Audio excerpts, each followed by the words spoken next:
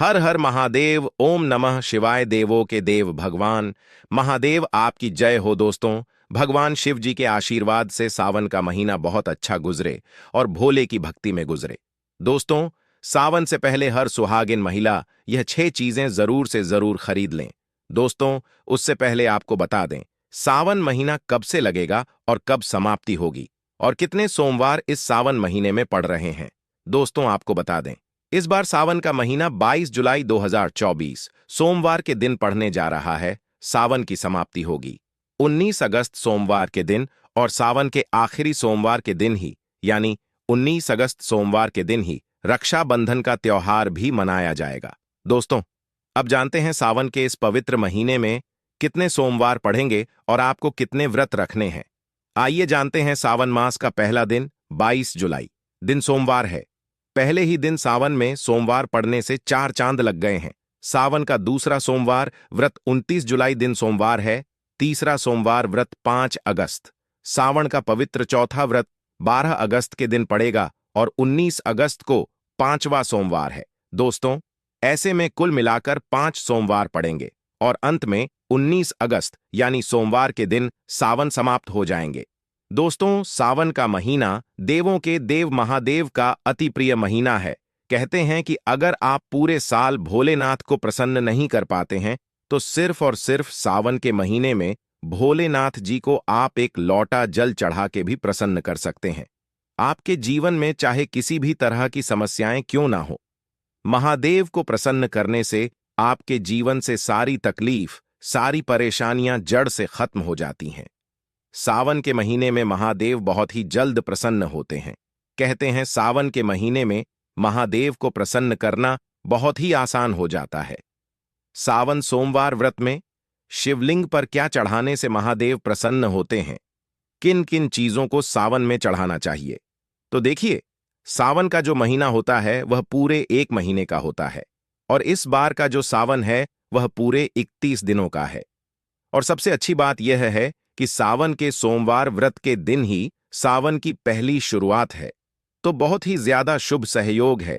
कहते हैं महिलाओं को अगर पूरे सावन आप अच्छे से तैयार होकर के सज संवर के रहती हैं तो इससे भोलेनाथ और माता पार्वती बहुत ही ज्यादा प्रसन्न होती हैं और आपके परिवार के ऊपर भोलेनाथ माता पार्वती की कृपा सदैव बनी रहती है। तो आइए जानते हैं, सावन शुरू होने से पहले सुहागिन महिलाओं को कौन कौन सी चीजों का ध्यान रखना चाहिए। वह कौन से 6 ऐसी चीजें जो पहले से ही खरीद के रख लेनी चाहिए। देखिए, सावन का जो पूरा महीना होता है ना, उसमें महिलाओं को कोशिश करनी चाहिए कि हरी साड़ी अगर आप सूट पहनती हैं तो हरी सूट, हरी कांच की चूड़ी, हरी नेल पेंट, मतलब जो भी हरा कहते हैं, हरा रंग भोलेनाथ जी को अति प्रिय रंग है। हरे चीजों से भोलेनाथ बहुत ही ज्यादा प्रसन्न होते हैं क्योंकि भोलेनाथ जी स्वयं प्रकृति से जुड़े हुए रहते हैं, इसलिए उन्हें हरा रंग बहुत ही ज्यादा पसंद होता है। इसलिए सावन शुरू होने से पहले आप साड़ी हरे रंग की, हरे रंग का सूट, हरे कांच की चूड़ी, हरे नेल पेंट, जो भी सिंदूर बिंदी मेहंदी, यह सारी चीजें आप खरीद करके जरूर से जरूर रखें। दूसरा, आप लोग हमेशा बोलती हैं कि सुहाग की चीजें हमें कब कब खरीदनी चाहिए। तो देखिए, सावन से अच्छा समय कुछ और हो ही नहीं सकता। पूरे 1 महीने का सावन है और इस पूरे सावन में आप श्रृंगार की चीजें खरीद सकती हैं और आप इसका इस्तेमाल भी कर सकती हैं। लेकिन जब भी आप कोई नया श्रृंगार की चीजें खरीदें, सबसे पहले माता पार्वती को चढ़ाएं, उसके बाद ही आप इस्तेमाल करें। तीसरा क्या है, आप लोगों ने कहा है कि सिंदूर कब खरीदना चाहिए, तो सावन में आप सिंदूर भी खरीद सकती हैं। एक चीज यहां पर आपको जरूर ध्यान रखना चाहिए। चौथी चीज कि सावन में चांदी की चीजें खरीदने से महादेव बहुत ही ज्यादा प्रसन्न होते हैं। चांदी का आप बच्चों के लिए कोई कड़ा खरीद लें, मतलब चांदी की कोई ना कोई वस्तु आप सावन के महीने में जरूर से जरूर खरीदें। इससे क्या होगा, महादेव बहुत ही ज्यादा प्रसन्न होंगे और आपके घर में सुख शांति समृद्धि सदैव बनी रहेगी। 5वीं चीज यहां पर क्या है, देखिए, सावन के महीने में जैसे इस बार सावन 2024 में 5 सोमवार व्रत पड़ रहे हैं और 4 मंगला गौरी व्रत भी पड़ रहे हैं। तो अगर आप मंगला गौरी व्रत करती हैं तो पहले से ही माता मंगला गौरी के लिए सुहाग की चीजें खरीद लें। कम से कम 5 चीजें आप जरूर खरीदें, जैसे चूड़ी, सिंदूर, बिंदी, नेल पेंट, मेहंदी आदि। यह 5 चीजें आप माता मंगला गौरी के लिए जरूर से जरूर खरीदें और जिस दिन मंगला गौरी व्रत है उस दिन माता को जरूर से जरूर चढ़ाए। इससे क्या होगा? माता आपको अखंड सौभाग्यवती का वरदान देंगी। अगर आपके शादीशुदा जीवन में किसी तरह की परेशानियां चल रही हैं तो वह भी दूर हो जाएगा। पति पत्नी के बीच प्यार और मिठास सदैव बनी रहेगी। एक चीज देखिए, कहते हैं कि सावन के महीने में सुहाग की चीजें दान करने से आपका सौभाग्य सदैव बना रहता है और आपको अखंड सौभाग्यवती का वरदान मिलता है। तो अगर आपके घर परिवार में कोई बड़े हैं जिनको कि आप सुहाग की चीजें दे सकती हैं तो उन्हें भी आप सावन के महीने में श्रृंगार की चीजें जरूर से जरूर दान दें। इससे माता पार्वती आपका सौभाग्य सदैव बनाए रखेंगी। तो यह आप जरूर से जरूर करें। तो यही सारी छोटी छोटी सी बातें हैं जो हर सुहागन महिलाओं को सावन शुरू होने से पहले ध्यान में जरूर से जरूर रखनी चाहिए।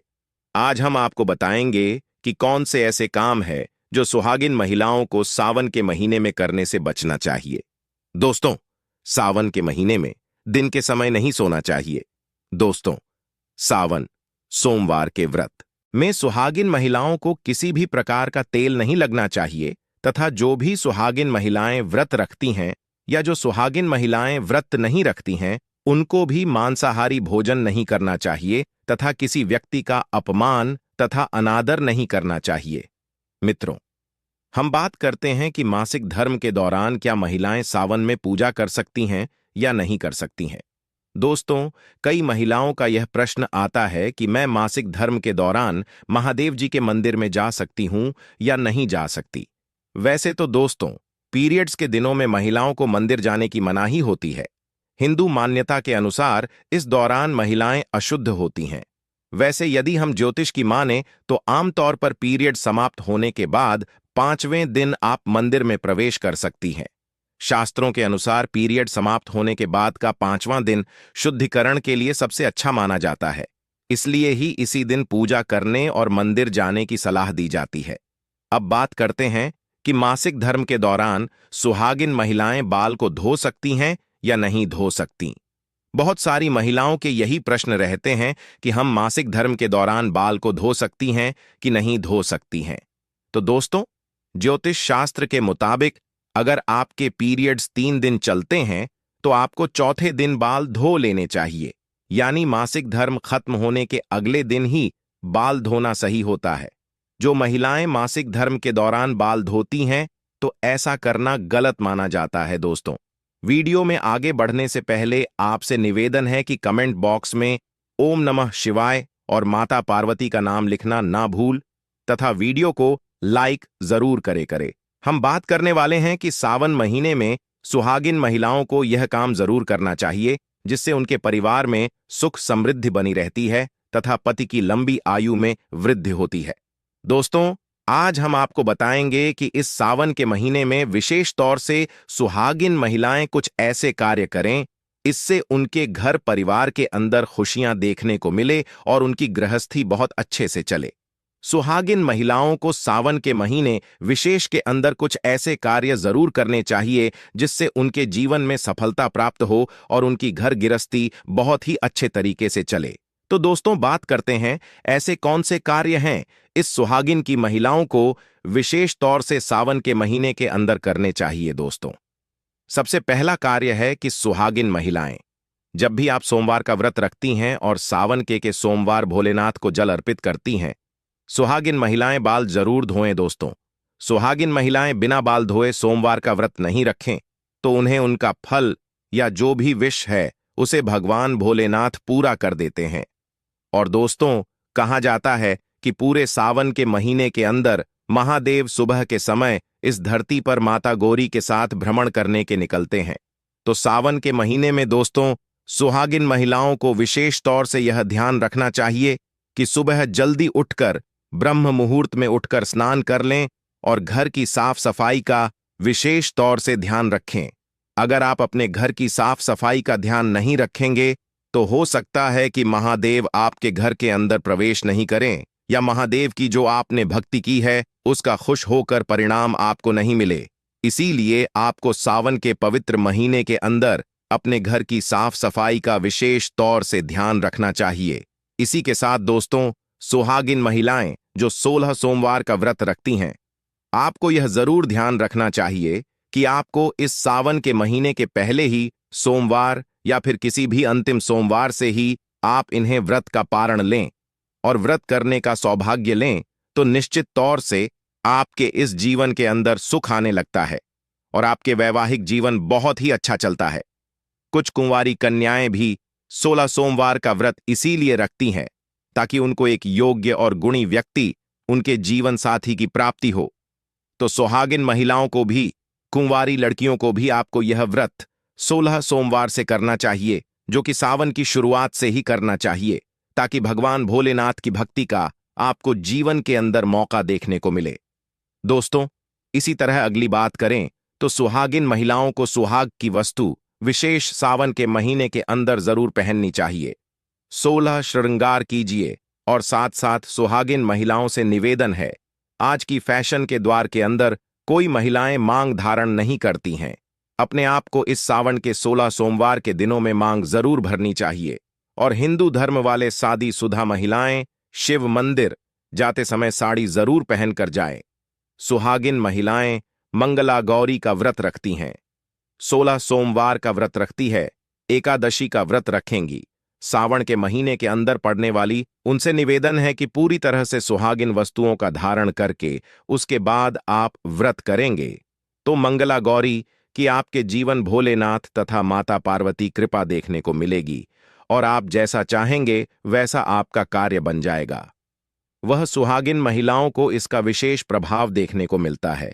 और सुहागिन महिलाओं से यह निवेदन और है कि इस सावन के महीने के अंदर अपने से बड़ों या अपने छोटे, चाहे कोई भी हो, किसी का भी आपको अपमान नहीं करना चाहिए।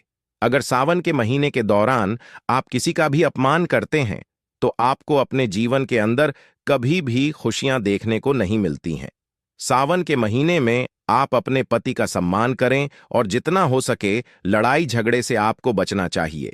सुहागिन महिलाएं अगर इन चीजों का ध्यान रखें, सावन का व्रत रखेंगी, तो उसके जीवन के अंदर दोस्तों खुशियां देखने को मिलेगी और उसे कभी भी किसी प्रकार के दुख का सामना नहीं करना पड़ेगा। दोस्तों, आइए जानते हैं सावन सोमवार का व्रत कैसे करें। दोस्तों, प्रत्येक सोमवार को मंदिर जाकर शिव पुराण की धूप दीप नैवेद्य फल और फूलों आदि से पूजा करके सारा दिन उपवास करें।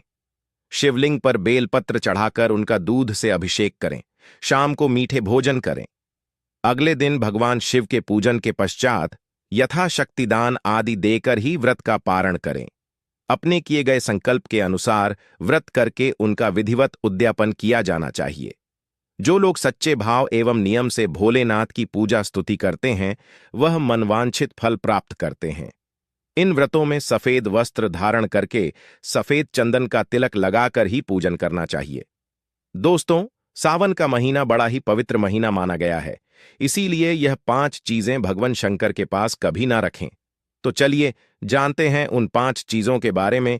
नंबर 1, जहां रखा हो शिवलिंग या महादेव की कोई भी प्रतिमा, तो वहां पर भूलकर भी चप्पल जूते लेकर नहीं जाना चाहिए। जरा सोचिए, जब आपके कमरे में कोई चप्पल लेकर प्रवेश करता है तो आपको कितना क्रोध आता है।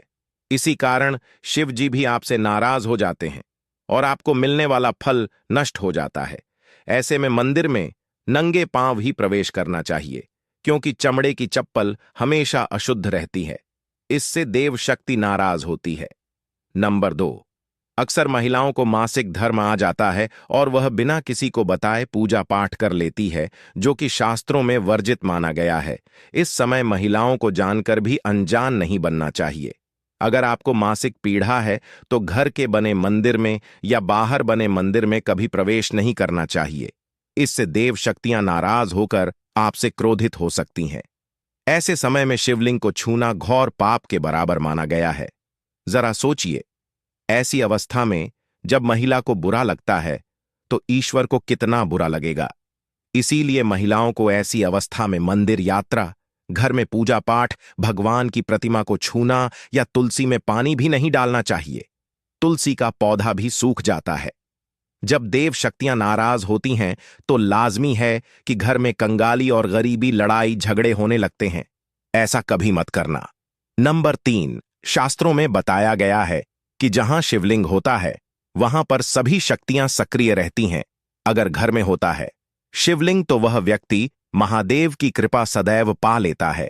वास्तुशास्त्र के अनुसार शिवलिंग से हर वक्त ऊर्जा का संचार होता रहता है, इसीलिए शिवलिंग पर जलधारा हमेशा होनी चाहिए, जो ऊर्जा को शांत रखता है। कुछ लोग अपने घर में शिवलिंग तो रख लेते हैं, लेकिन वह 1 हफ्ते के बाद जल चढ़ाते हैं, जो कि बिल्कुल भी अच्छा नहीं माना जाता। अगर आप जल नहीं चढ़ा सकते तो आप अपने घर में शिवलिंग स्थापित कभी ना करें, जो कि गरुड़ पुराण में बताया गया है। इससे उल्टा घर में विनाश होता है।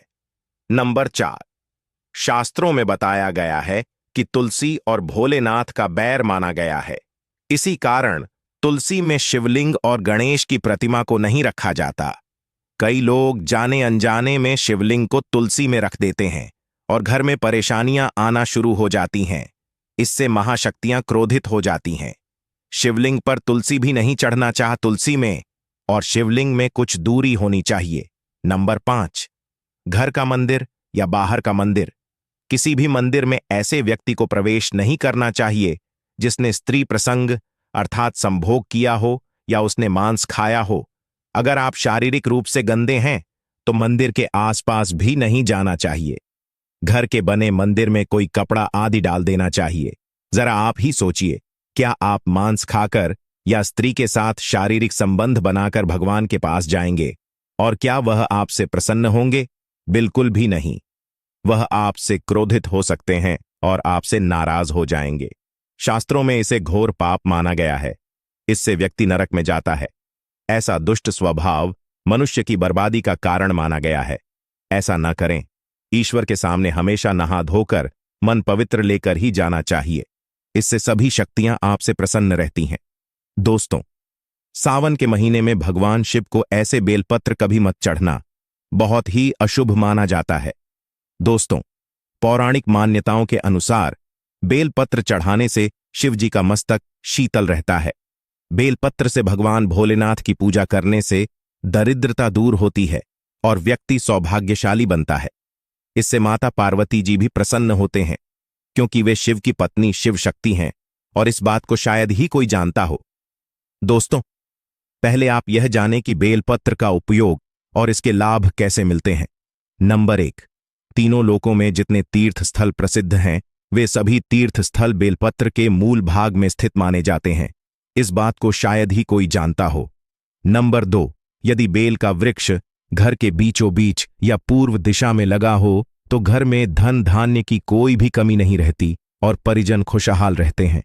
नंबर 3, जो व्यक्ति बेल के वृक्ष के मूल भाग की गंध, पुष्प आदि से पूजा अर्चना करता है उसे मृत्यु के पश्चात शिवलोक की प्राप्ति होती है। तो दोस्तों, इस वीडियो में बस इतना ही। अब मिलेंगे किसी नई और खास जानकारी के साथ। धन्यवाद वीडियो के अंत बने रहने के लिए।